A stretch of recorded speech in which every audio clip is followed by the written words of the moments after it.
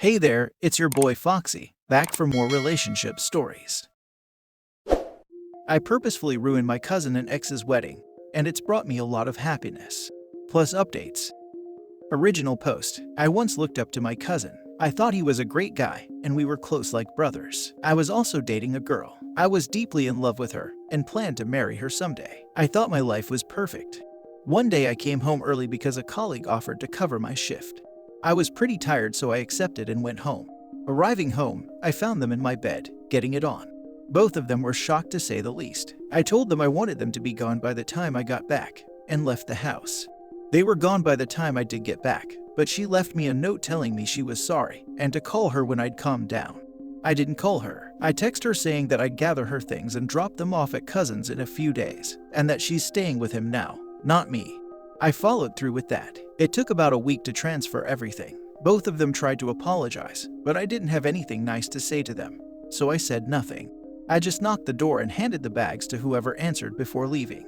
My cousin called me multiple times to try to apologize, but I refused to accept it. 3 years have passed since then. I went no contact with them. I didn't bring it up to the rest of my family or any of their friends. I'm not sure why, I just didn't. Then I got a call from a number I didn't recognize, so I answered. It was my cousin. He sounded really happy and was acting like he hadn't destroyed my life. He explained he and my ex were getting married, and he wanted me to be his best man. I was so angry that he had the utter gall to act like nothing was wrong, and lost my temper. I yelled at him and called him names before hanging up. He sent me a text telling me the offer still stood, and if I didn't want to be his best man, then he just simply would not have won. A few days passed by and I had an idea. I texted him back and apologized. I sent a paragraph of BS saying I was still angry, but this could be an opportunity for the three of us to heal and move past it. He was overjoyed and said he'd pay for everything, and he'd help me pick out a suit if I wanted, which I accepted because I sure as heck wasn't going to spend any money on his stupid wedding if I could help it. The wedding day came. I had spent the week prior writing a speech, putting all the negative feelings that had bottled up over the years into words. The wedding was pretty good. I'm sure one of them has some nice well-paying job or something, because they must have spent a decent bit of money on this wedding from how nice it was. Our entire family was there, as was a decent chunk of my ex's family. Eventually the time for my speech came. I just remember feeling really nervous as it built up to it, and my voice kept faltering when I was reading it out, but I didn't and still don't care. At least I got it out. I explained what these two horrible people had done to me. I called them the worst names I could think of, and wished them the worst. Then I left. I was expecting some kind of dramatic moment from all the guests, gasps of shock and all that, but there was none of that. Everyone was silent. On my way home, I got a call from my mother angrily telling me that I'd ruined the wedding, and both of them were so upset, and she asked me why I would do this. I told her that they deserved it for what they'd done to me, and everything I said in this speech was true. She kept defending them, so I swore at her and hung up. Since then, I've gotten several calls and texts from others in mine and my ex's family, angry that I ruined the wedding. I've also received a few texts from people who were there being supportive and telling me they were there if I needed to talk. I'm not sure if I feel better having done this, but it did bring me great catharsis when people were telling me the wedding was ruined. At least now they've felt at the very least a fraction of what they've made me feel. Just a little edit to address some common questions. As far as I'm aware, the rest of the family wasn't aware of her cheating on me. They likely knew we were dating at some point, then we weren't. I've learned from previous incidents that I can't rely on my family for any kind of support, so I've been on low contact with them since I moved out of my parents' house, which is why I didn't mention this to anyone in my family. A lot of people are also asking for the speech transcript. I wrote it in a Google Doc and read it out from my phone. The delivery was kinda lackluster. I sounded like I was going to cry and tripped over my words, but I managed to read it all out. It isn't verbatim what I said, but it's very close as I was reading from this as a general script. Hello everyone. I'm not very good at public speaking, so apologies in advance. It's an honor to be at this wedding, and an even greater honor to be the best man. I was shocked that I was even invited at all, since the last time I'd spoken to the bride and groom was when I'd found them doing it in my own bed. Ex was my partner at the time, you see, but I don't think she got the memo that when you're dating someone, you don't sleep with their cousin in your partner's own bed. And it wasn't like cousin didn't know we were dating either. Who knows how long this slimy douche was screwing her behind my back. Weeks, months. For those unaware, ex and I had been dating for 2 years. I loved her with all my heart and was actually saving up to get a proposal ring. Maybe if X wasn't such a loose woman, cousin would be giving this speech instead, and I wouldn't have been struggling with mental health for 3 years. Anyway, I've heard 50% of marriages end in divorce, and I hope yours is a messy one. From the bottom of my heart, screw you both. You ruined my life, and I will never forgive either of you. Now for the top comments before reading the updates. Lol, that's savage. Honestly, what did they expect you to do? Except the fact that he stabbed that knife in your back and basically causes you so much anguish and hurt. I'm amazed they were stupid enough to invite you. Not just invite him, ask him to be best man. Like when I read the title and started reading, I thought the cousin was marrying some other girl, not OP's ex. I'm happy you ruined their wedding, lol. I got mad reading this. I'm almost impressed at the gall they have to do something so unbelievably awful, evil and callous. Like they didn't even give a crap. They wanted to rub his face in it, gloat about it, and show it off. Normally I wouldn't condone this type of petty revenge, but in this case, I am 100% for it. Screw them, and while you're at it, screw all the family members who are defending them. Go no contact with every single one of them, if not for the fact that they are defending your horrible cousin and your ex.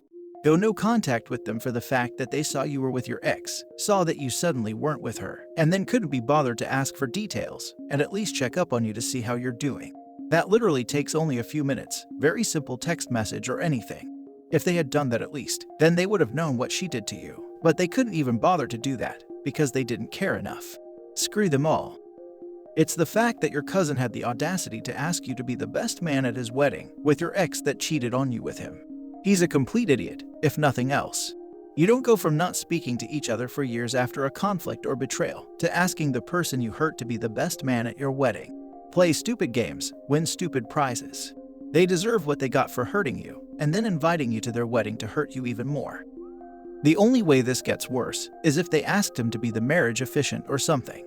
Be prepared to turn them down when they ask you to be the godfather to their kid or some crap, lol. You sir deserve a drink. Hats off to you. I made sure to help myself to as many drinks as I could before we sat down for the speech. I think the alcohol gave me enough courage to do that in front of my entire family and hers. Now for the first update. Hey, it's been a while, and a lot has happened. I haven't logged into this account other than to look at any messages I've gotten whenever I see the notification in my email. It has helped, and it's good to know that people still think about me all this time later after reading words on a screen. Heck, the most recent private message I got was 4 hours ago as of typing this, and the most recent notification on my post was 10 minutes ago. I haven't responded to any because I don't really know how to begin doing so. I'd feel bad just giving a short thank you, and I'm not really creative enough to come up with over 20 good responses. I do greatly appreciate the supportive words though. Some stuff has happened since the whole mess that was my cousin's wedding. My mom tried to talk to me, said she saw the post I had made. I pushed her away for a few days before finally speaking to her. I'm struggling to find words to describe how things worked out between us. The easiest way to explain it is that we agreed to disagree on whether what I'd done was correct. I got a mix of messages from those who were present at the wedding, some supportive, while some telling me off. I was struggling a lot. I've just gone back to simply functioning like I was before the wedding, after I came down from getting my own back. I don't at all regret what I did, and I still feel satisfied that I got payback. I was making plans to take my own life about a month after the wedding. I hadn't told anyone for obvious reasons, but my mom, uncle, and cousin, same cousin whose wedding I ruined, came to me and told me they'd pay for a private counselor, since the mental health department of the NHS is under-equipped to say the least. I went to therapy, found a counselor who was very helpful, and he taught me a lot. I got diagnosed with PTSD, caused by the discovery of the affair. He's been a big help and has encouraged me to give casual dating a try, to build confidence in myself and get used to rejection as a normal part of life. I signed up to a few dating sites, although I'm avoiding Tinder like the plague. My counselor specifically suggested I stay as far away from Tinder as I possibly can. I've not been very successful in that avenue, but it's pretty much in line with what I was expecting. I've talked to a few people and even got a date scheduled, but she stood me up and ghosted me, which hurt. I'm doing good though, much better. I don't have self-harming thoughts very often anymore. Whenever I'm feeling especially crap, I like to open up this post and read your supportive messages. That's all for now. I'll probably start using this account on a more regular basis, so you may see more of me. I'm sorry for everything you're going through. I hope you know that you deserve to be loved, cared for, respected as a person, and that their actions are not a reflection of you as a person.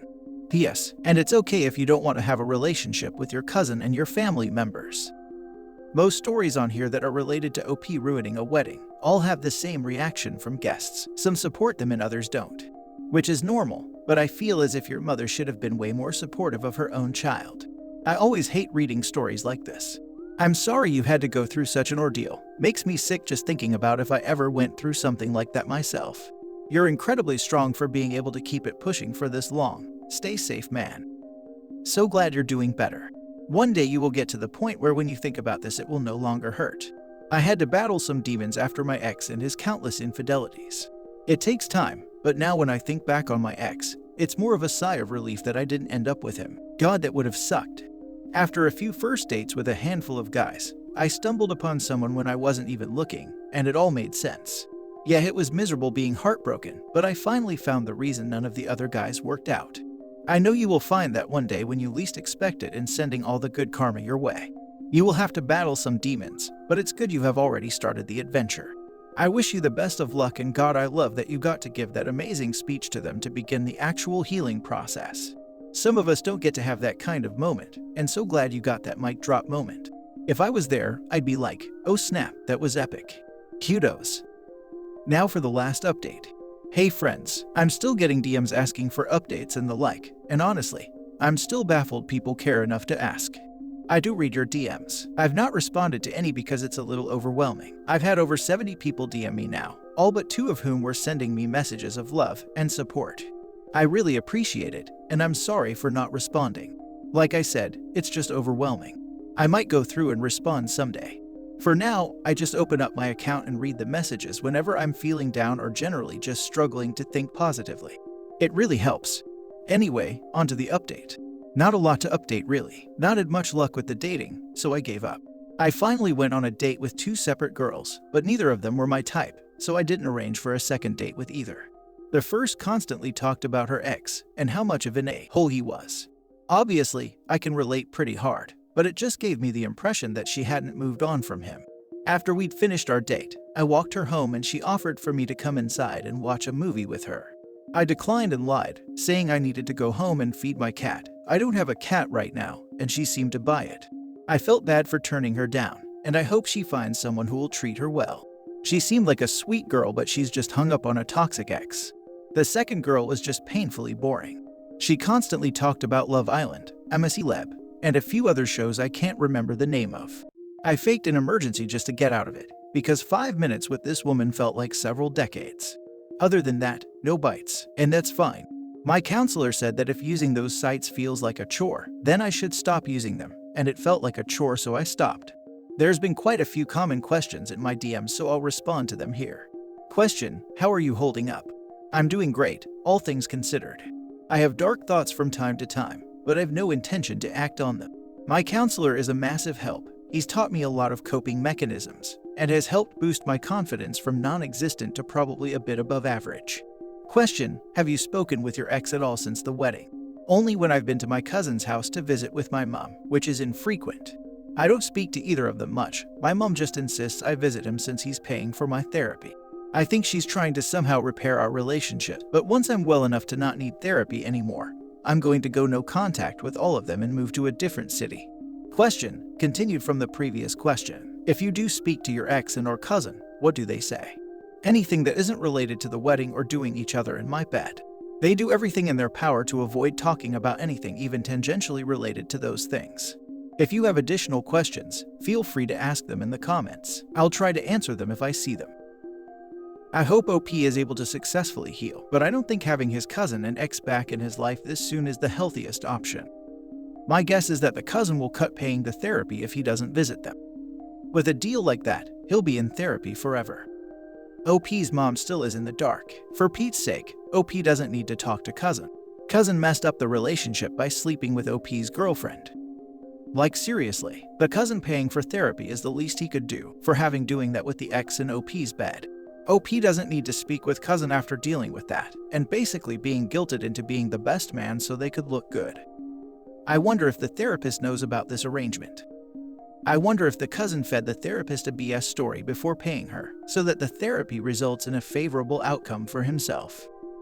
Question: have you spoken with your ex at all since the wedding? Only when I've been to my cousin's house to visit with my mom, which is infrequent. I don't speak to either of them much. My mom just insists I visit him since he's paying for my therapy. I think she's trying to somehow repair our relationship. But once I'm well enough to not need therapy anymore, I'm going to go no contact with all of them and move to a different city.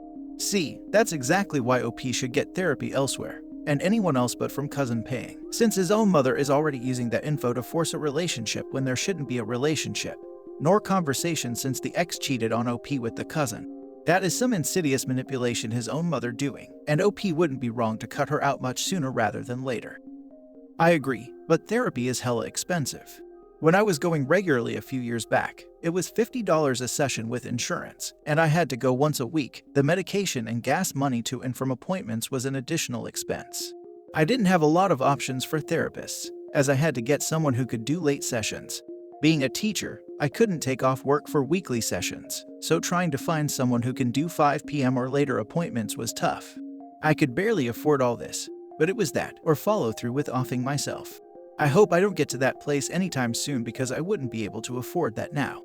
So for the OP, he may not have a choice financially, except to have his cousin pay for it until he works through everything.